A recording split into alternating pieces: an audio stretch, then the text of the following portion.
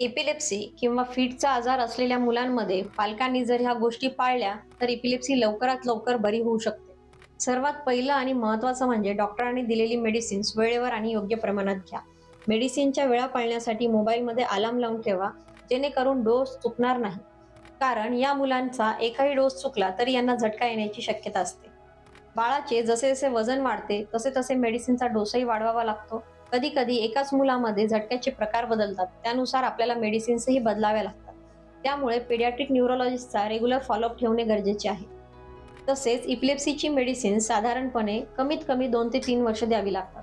त्यामुळे मेडिसिन सुरू झाल्यानंतर 6 ते 7 महिने झटका आला नाही म्हणून औषधे स्वतःहून बंद करू नका. तिसरा महत्त्वाचा मुद्दा म्हणजे मूल कधी कधी आजारी पडतं, जसे की त्याला ताप येते, निमोनिया होतो, डायरिया होतो. असे झाले तरीही मेडिसिन्स बंद करू नका. कारण या मुलांना आजारी पडल्यानंतर फिट किंवा झटका येण्याचा जास्त शक्यता असते. जर आजारपणामुळे मुलाला हॉस्पिटलमध्ये ऍडमिट करावे लागले तर या मेडिसिन्स तुम्ही इंजेक्शनने सुद्धा त्याला देऊ शकता. चौथा महत्त्वाचा मुद्दा म्हणजे झटक्यांचे ट्रिगर्स टाळा. जसे की ज्या दिवशी मुलांना खूप दगदग होते किंवा त्यांची झोप कमी होते, त्या दिवशी त्यांना झटके येण्याचा धोका जास्त असतो. त्यामुळे अशा मुलांची कमीत कमी 6 ते 7 तास झोप झाली पाहिजे. तसेच काही मुलांना फोटोसेन्सिटिव्ह एपिलेप्सी असते, ज्यामध्ये ब्राईट लाईट्सकडे पाहिले की त्यांना झटका येऊ शकतो.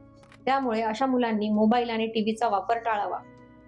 कधी कधी मुलांना ताप येणे हेही झटक्यांचे ट्रिगर असू शकते. त्यामुळे तापेची मेडिसिन नेहमी घरी ठेवा. तसेच झटका आल्यास तो लगेच थांबावा म्हणून नाकात स्प्रे करण्यासाठी एक स्प्रे डॉक्टर प्रिस्क्राईब करतात.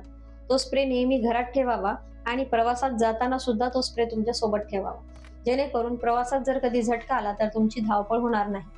पाचवा महत्त्वाचा मुद्दा म्हणजे एपिलेप्सीच्या मुलांनी स्विमिंग आणि ड्रायव्हिंग करणे टाळा. कारण अचानक झटका येऊन जीवाला धोका होऊ शकतो. सहावा महत्त्वाचा मुद्दा म्हणजे बाळाला घरी झटका आल्यास काय करावे, याबद्दल आपण एक स्वतंत्र व्हिडिओ बनवला आहे. त्याची लिंक डिस्क्रिप्शन बॉक्समध्ये दिली आहे. तो तुम्ही जरूर बघा आणि ज्यांना याची गरज आहे त्यांच्यासोबत हा व्हिडिओ शेअर करा.